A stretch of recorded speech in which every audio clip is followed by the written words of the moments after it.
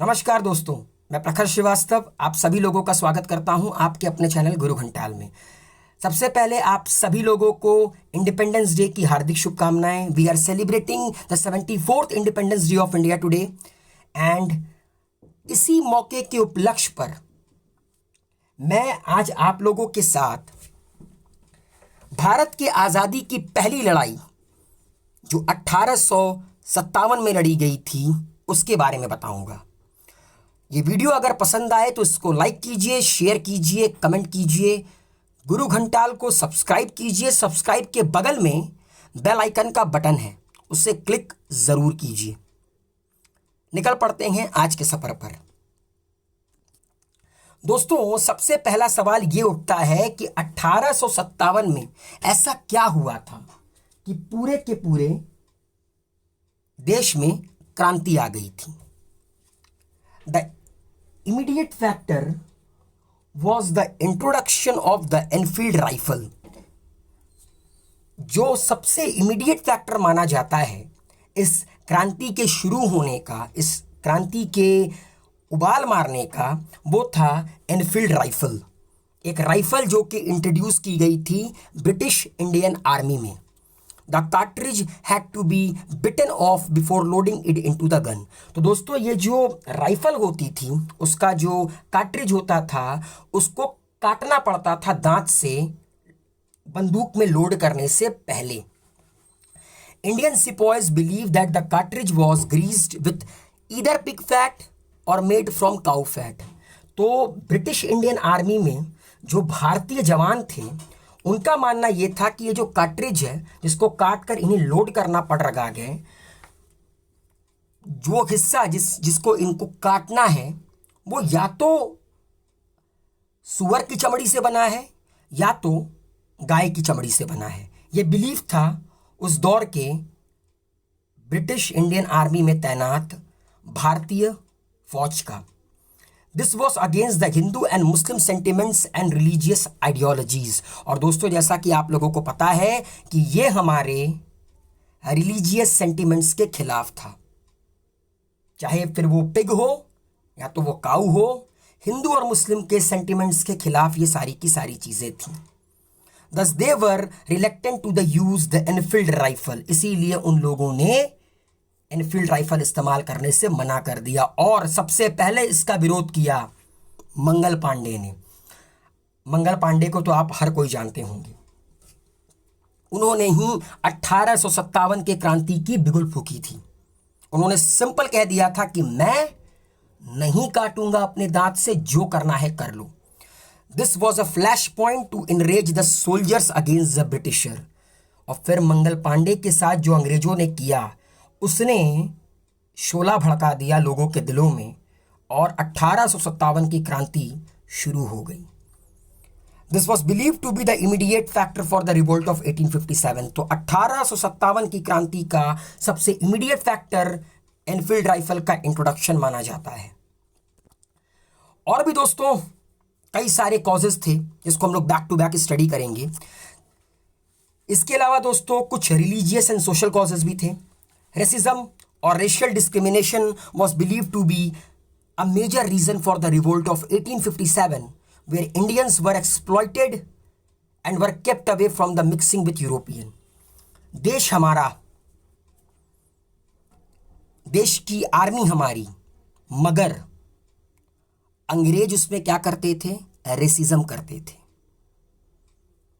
भेद करते थे यूरोपियंस के बीच में और इंडियंस के बीच में। एक ही तरह की पोस्ट, एक ही तरह का इंस्टीट्यूशन, लेकिन ट्रीटमेंट अलग अलग तरह की। भारतीयों को बद से बदतर तरीके से ट्रीट किया जाता था, वहीं यूरोपियन को आपका सरों पर बिठाया जाता था। लेकिन कहते हैं ना कि किसी भी चीज़ की ना एक सीमा होती है, किसी भी चीज़ की एक सीमा होती है। एक घड़ा भी जब भर जाता है फिर पानी ना इधर उधर छलकने लगता है। ठीक उसी तरह अंग्रेज जो इतने साल से करते चले आ रहे थे और उसके बाद ये जो मंगल पांडे के साथ इन लोगों ने किया, अब बर्दाश्त के बाहर हो चुका था। अब लोग बर्दाश्त करने के मूड में नहीं थे। बहुत हुआ सम्मान, सुबह से हो गई शाम। The whites also started interfering in the religious and cultural affairs of Indians and tortured them as well. And सबसे बड़ी चीज, ये गोरे, ठीक है, सालों को रेसिज्म फैलाने की आदत थी, रेसिज्म फैलाते थे, लेकिन ये धीरे धीरे धीरे धीरे भारतीयों के रिलीजियस एंड कल्चरल अफेयर्स में इंटरफेयर करने लगे। इन सालों को क्या पता कि हनुमान चालीसा क्या होती है, इन सालों को क्या पता कि हमारा कल्चरल अफेयर्स क्या था। ये हिंदू हो चाहे मुस्लिम हो चाहे सिख हो, सबके रिलीजियस एंड कल्चरल अफेयर्स में ना इंटरफेयर करना शुरू कर दिए थे। This enraged Indians and led to the revolt of 1857। और इसने लोगों का दिमाग खराब कर दिया कि हाफ पैंट पहनने की औकात है और जींस पहनने की बात कर रहे हो तुम लोग। लोगों ने कहा कि भैया आप बर्दाश्त नहीं होगा। अगला है दोस्तों पॉलिटिकल कॉज। पॉलिटिकल कॉज क्या था? कई तरह के दोस्तों दमनकारी, कई तरह के दमनकारी पॉलिसीज लेके आए, क्योंकि इनको पता था भारत गांव में जीता है। हम लोगों के लिए पहले के दौर में खेती बाड़ी ही सब कुछ थी, हमारी ज़मीनें ही सब कुछ थी। हमारा ज़मीन अगर हमसे छीन लोगे तो फिर हमारे पास बचेगा क्या? और अंग्रेज़ों ने यही किया, ठीक है। अंग्रेज़ों ने कई तरह की पॉलिसीज़, कई तरह की ड्रैकोनियन पॉलिसीज़, दमनकारी पॉलिसीज़ इंडियन के ऊपर क्या कर दी? थोप डाली। Subsidiary alliance, trade and commerce में पॉलिसी निकाली, वॉर एंड एनेक्सेशन की पॉलिसी निकाली, डॉक्ट्रिन ऑफ लैप्स तो आप लोग जानते ही होंगे कि अगर किसी भी राज्य में राजा का कोई भी अपना खून नहीं है तो अंग्रेज उसको क्या करेंगे? एनेक्स कर लेंगे। तुम्हारे बाप का है वो, एनेक्स कर लोगे तुम। पॉलिसी ऑफ मिसगवर्नेंस कि अरे नहीं यहाँ पर अच्छे से गवर्नेंस नहीं हो रही है, और इसी की पॉलिसी लाकर अवध को एनेक्स कर लिया। एंड दोस्तों उस दौर में सबसे ज़्यादा कह सकते हैं कि जो ब्रिटिश इंडियन आर्मी में इंडियंस थे, उनकी जो संख्या थी वो अवध से काफ़ी ज़्यादा थी। इसीलिए वो अंग्रेजों से नाराज हुए कि साला हम यहाँ बैठ के तुम्हारी नौकरी कर रहे हैं और वहाँ तुम 2 कौड़ी के पॉलिसी के नाम पर हमारे के पूरे राजा को हटाकर एनेक्स कर रहे हो, ठीक है। बंगाल में क्यों शुरू हुआ दोस्तों नेशनलिज्म की गंगा जमुना? क्योंकि बंगाल एक ऐसा राज्य था जो कि सबसे अधिक ब्रिटिश इंडियन आर्मी में इंडियन आर्मी की तैनाती करवाता था। तो इनके ये जो सो कॉल्ड पॉलिसीज है उसने भारतीयों का बहुत दमन करना शुरू कर दिया। मतलब साले किसी फैक्टर में नहीं छोड़ते थे, कभी ये ला दें, कभी वो ला दें, कभी ये ला दें, कभी वो ला दें। तो इसलिए ये भी एक कॉज बना 1857 की क्रांति का। अगला कॉज है दोस्तों इकोनॉमिक फैक्टर, सबसे important cause. There were various reforms in the taxation and revenue system that affected the peasants heavily. और दोस्तों जमीन तो सालों ने ले ही ली, इसके अलावा टैक्स लगाने लगे गंदी गंदी तरीके से। जैसे लगता है कि नींद में सोते सोते कहते थे ऐसा है कि कल इस इलाके के किसान से 50% टैक्स ले लो। अरे बाप का राज चल रहा है, ठीक है। टैक्सेस दोस्तों इतना ज़्यादा इम्पोज कर दिया कि छोटे छोटे किसान क्या बड़े बड़े किसानों की हालत ख़राब हो गई, ज़मींदारों की हालत ख़राब हो गई। British government had imposed and introduced various administrative policies to extend their territories। मतलब इनके दिमाग में एक सिंपल चीज़ थी, कुछ भी करो। इंसानियत सालों ने बेच खाई थी, मानवता को बेच दिया था, भारतीयों को अपने जूते के नीचे समझते थे, जो मन में आता था करते थे, जो मन में आता था करते थे। और मुल्क किसका था? हमारा था। मेजॉरिटी किसकी थी? हमारी थी। अपनी टेरिटरी को एक्सपेंड करने के लिए कभी ट्रेड पॉलिसी लागू कर देते थे, कभी कोई डॉक्ट्रिन ऑफ लैप्स लागू कर देते थे, तो कभी टैक्स लगा देते थे गंदे गंदे तरीके के। अगला है दोस्तों मिलिट्री फैक्टर्स।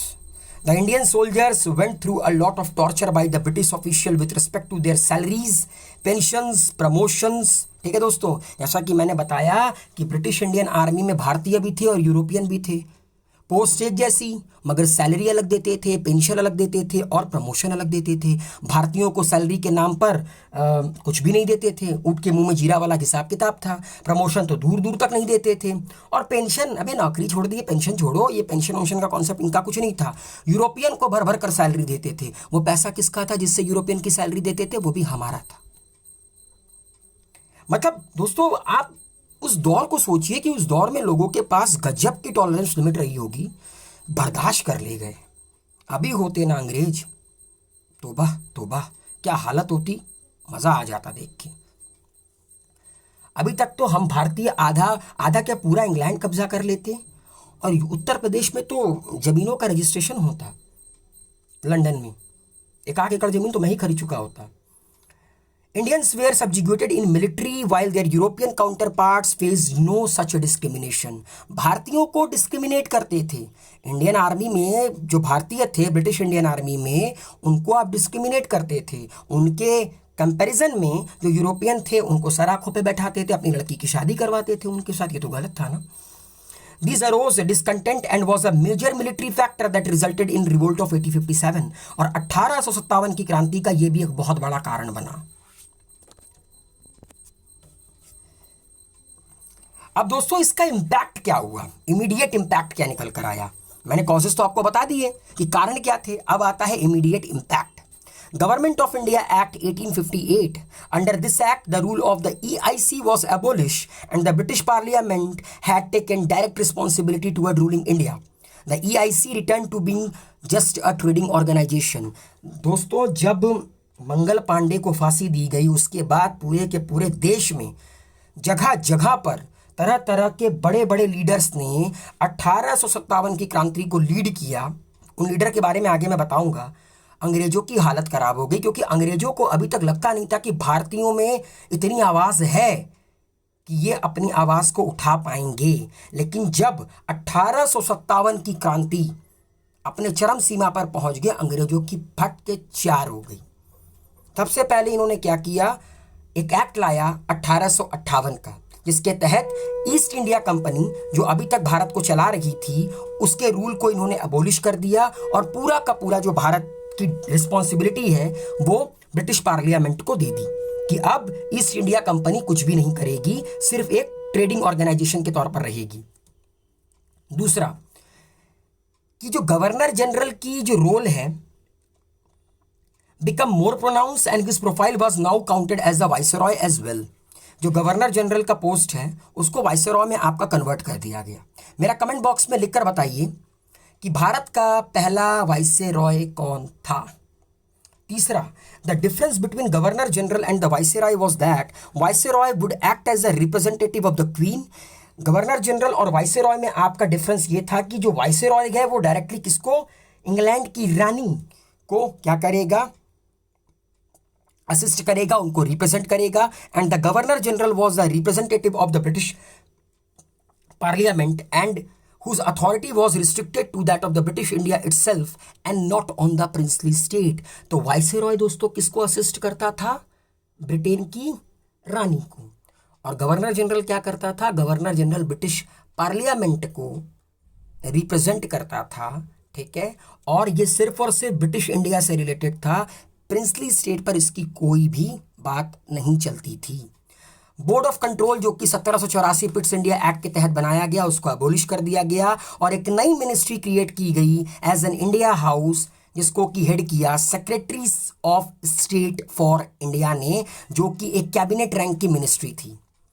और इंडिया हाउस में जो बोर्ड ऑफ कंट्रोल को एबोलिश कर बनाया गया था, वहां पर 15 एडवाइजर बैठाए गए जिनका भारत में काम करने का अपना अच्छा खासा एक्सपीरियंस रहा हो। Thus the British parliament was trying to create a mechanism to avoid any further chances of revolt. ये सिर्फ और सिर्फ भारतीयों को गाजर मूली देना चाहते थे कि भैया अब इन गाजरों से काम चला लो, लेकिन प्लीज सड़क पे मत उतरना, हमारी फट चुकी है। ठीक है, the India house was the apex body to govern India, और इंडिया हाउस एपेक्स बॉडी बन गई जो भारत को गवर्न करती थी, एंड वॉज कनेक्टिंग लिंक, एक तरह का लिंक बन गई ब्रिटिश पार्लियामेंट और इंडियन गवर्निंग सिस्टम के बीच में। आज आप लोगों को एक बात मैं और बताता हूँ, 1884 में 1885 में द कांग्रेस जो कि हमारी सबसे पुरानी पार्टी है वो बनकर तैयार हुई। कभी आपने गौर किया कि कांग्रेस को बनाया किसने था, who was the founder of Congress, AO Hume. AO Hume कौन थे, अंग्रेज थे। तो एक अंग्रेज की पार्टी, एक अंग्रेजों ने भारत में ये कांग्रेस बनाई क्यों, एक अंग्रेज के द्वारा ये पार्टी क्यों बनाई गई और इसको इतनी वाइड रिकॉग्निशन क्यों मिली। बाकी भी बहुत सारी पार्टियां बनी बैक टू बैक, अगर आप देखेंगे तो भारत में कांग्रेस की पार्टी से पहले भी बहुत सारी पार्टियां थीं, कांग्रेस की पार्टी के बाद भी बहुत सारी पार्टी आई जो भारतीयों द्वारा बनाई गई। लेकिन इंडियन कांग्रेस इतना आगे क्यों बढ़ी? इसको जिसको कि सिर्फ एक अंग्रेज ने बनाया था, भारतीयों को गाजर मूली की पॉलिसी देने के लिए कि देखो भैया, अब हम आपके प्रति दमनकारी नहीं हैं, अब हम आपके बारे में सोचते हैं, इसीलिए हमने आपकी एक पार्टी बना दी है ताकि आपका और ब्रिटिश पार्लियामेंट के बीच में एक लिंक लगा रहे। अगर आपको कोई भी प्रॉब्लम हो तो आप ब्रिटिश पार्लियामेंट से कांटेक्ट कर सकते हैं इस पार्टी के माध्यम से। और आप देख लीजिए, भारत में सब 74 साल आज हम लोगों को हो गए, कितने साल कांग्रेस ने राज किया है, कभी गौर कीजिएगा बैठकर।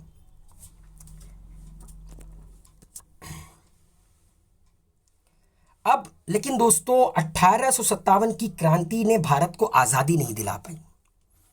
भारत को आज़ादी 1947 में मिली, 1947 में मिली। 1857 की क्रांति आज़ादी नहीं दिला पाई, तो इसके फेल होने का कारण क्या था? सबसे पहला कि the sepoy lacked one clear leader, there were several, कि जो पर्टिकुलर जगह पर, मतलब अलग अलग जगह पर जहां पर ये क्रांति चल रही थी, वहां पर एक पर्टिकुलर जगह पर कई सारे लीडर थे, तो जो सैनिक थे उन्हें पता ही नहीं था कि भैया उनका अपना असली लीडर कौन है, किसकी बात माने किसकी बात ना माने, बड़ा कंफ्यूज हो गए। They also did not have a coherent plan by which the foreigner would be rooted, और इनके पास ऐसा कोई कह सकते हैं कि तगड़ा प्लान नहीं था जिससे यह अंग्रेजों को आपका क्या कर पाते, दबा पाते। बस एक तरह का कहते हैं ना दोस्तों कि निकल पड़े थे, कोई प्लानिंग नहीं थी, क्योंकि कोई नेता नहीं था। लीडर तो थे नो डाउट, मगर कौन, एक जगह पर पर्टिकुलर कई सारे लीडर थे। Indian rulers who aided the revolt did not envision any plan for the country of the British after the British were defeated. वो भारतीय रूलर जो इस रिवोल्ट को सपोर्ट कर रहे थे, उनके पास किसी भी तरह का प्लान नहीं था कि अगर अंग्रेज हारते हैं और अंग्रेज भारत से बाहर निकल जाते हैं तो फिर भारत को चलाया कैसे जाएगा, भारत को गवर्न कैसे किया जाएगा। मतलब दोस्तों निकल पड़े थे, बस चल भाई चल चलते हैं, होगा। तीसरा, majorly northern Indian was affected by this revolt, और सिर्फ रिवोल्ट ये दोस्तों नॉर्थ इंडिया में ही ज़्यादा हुआ। बंगाल में, बॉम्बे में, मद्रास में ये अछूता रहा। मतलब सिर्फ भारत का एक हिस्सा ही इस रिवोल्ट में पार्टिसिपेट किया, तो पूरे भारत को आज़ादी कैसे मिल सकती थी। The 6 soldiers also did not take part in the rebellion, और 6 सोल्जर्स ने इस रिबेलियन में पार्ट नहीं लिया था। दोस्तों आपको पता है हम इतने साल तक गुलाम क्यों रहे? क्योंकि लोगों ने अपना फ़ायदा ज़्यादा देखा, अपने मुल्क का फ़ायदा नहीं देखा। एक बात दोस्तों हमेशा कही गई है, एक मुल्क वहाँ के लोगों से जाना जाता है। अगर वहाँ के लोग अपने मुल्क से प्यार करते हैं ना, तो उनका मुल्क भी उनसे प्यार करेगा, उन्हें प्रॉस्पेरिटी देगा, उन्हें इज्जत देगा, उन्हें कभी झुकने नहीं देगा। तो ये बात गौर करने लायक है। आज भी अगर पाकिस्तान, चाइना बॉर्डर पर हमें आंख दिखाते हैं ना, उसके पीछे कारण है। हमारे मुल्क में बहुत सारे लोग हैं, सो कॉल्ड लिबरल्स हैं, उतर आते हैं अपनी सो कॉल्ड नॉलेज के साथ कि दैट ये नहीं करना चाहिए, वो नहीं करना चाहिए। उन्हें कोई नॉलेज नहीं है, मगर यही है, कुछ तो करना है लाइमलाइट में रहने के लिए, भले ही देश बिक जाए तो क्या। तो जयचंद तो हमारे देश में कम रहे नहीं हैं। तो यही कारण है 1857 की क्रांति के फेल होने का, कि 1857 की क्रांति जो कि जोरों शोरों में शुरू हुई, कई बड़े बड़े नाम इस क्रांति से जुड़े हुए हैं, मगर आज़ादी नहीं मिल पाई। अल्टीमेटली अंग्रेज़ों ने इस क्रांति को ख़त्म किया और भी 90 साल भारत में राज किया। उसके बावजूद अब दोस्तों मैं आपको जाते जाते कुछ इम्पोर्टेंट लीडर्स और वो किस जगह से इस क्रांति को लीड कर रहे थे उनके बारे में बताता हूँ। मंगल लाल पांडे, इसके बारे में आप लोग जानते हैं, बारकपुर। Soldiers, Meerut cantt. बहादुर शाह जफ़र, दिल्ली। जीनत महल, दिल्ली। बख्तावर खान, दिल्ली। तो दोस्तों एक ही पर्टिकुलर जगह से इतने सारे लीडर्स थे ना, कन्फ्यूज़न हो गई थी। नाना साहेब, कानपुर। तात्या तोपे, कानपुर। अजीमुल्ला, कानपुर। महाराज कुंवर सिंह, बिहार। खान बहादुर खान, बरेली। बेगम हजरत महल, लखनऊ। मौलवी अहमदुल्ला, फैज़ाबाद। तो दोस्तों इन लोगों ने नॉर्थ इंडिया में मेनली ये जो 1857 की क्रांति हुई, उसमें अपने अपनी जगहों को लीड किया, मगर रिजल्ट यही निकल कर आया कि ये रिवोल्ट का रिजल्ट जो आना चाहिए था वो निकल कर नहीं आया। मगर ठीक है, फिर भी थोड़ा बहुत तो हम ये समझ चुके थे और अंग्रेज भी ये समझ चुके थे कि दैट अब ज़्यादा दिन नहीं है, कुछ भी कर लो, आने वाले समय में भारत को आज़ादी तो देनी पड़ेगी। तो नाउ अब हम आज़ाद हैं, मगर अभी भी कई सारी चीज़ें हैं जो हम लोगों को गुलाम बना के रखी है। क्योंकि दोस्तों, आज़ादी अल्टीमेट सेंस में तब होगी ना जब इस मुल्क में किसी भी तरह का क्राइम नहीं होगा, किसी भी तरह का करप्शन नहीं होगा, लोगों को जस्टिस मिलेगी। और कहते हैं ना कि right to life and liberty का सपना साकार होगा पूरी तौर पर। So wish you all a very good luck. उम्मीद है आने वाला भारत और सक्षम बनेगा और खूबसूरत बनेगा और आप सब खुश रहेंगे और हम सब अपने देश के लिए कंट्रीब्यूशन देंगे आने वाले समय में। क्योंकि एक बात याद रखिएगा दोस्तों, हम सब में भी कहीं ना कहीं भगत सिंह है, हम सब में भी कहीं ना कहीं चंद्रशेखर आज़ाद है। बस उनको बाहर निकालने की देरी है। मैं ये नहीं कहता हूँ कि देश के लिए मर मिटो, मगर देश के लिए कुछ ना कुछ कंट्रीब्यूट ज़रूर करो, बिना किसी हित के अपने बारे में सोचे हुए। So wish you all take care, goodbye, शबा खैर, love you all and please subscribe गुरु घंटाल।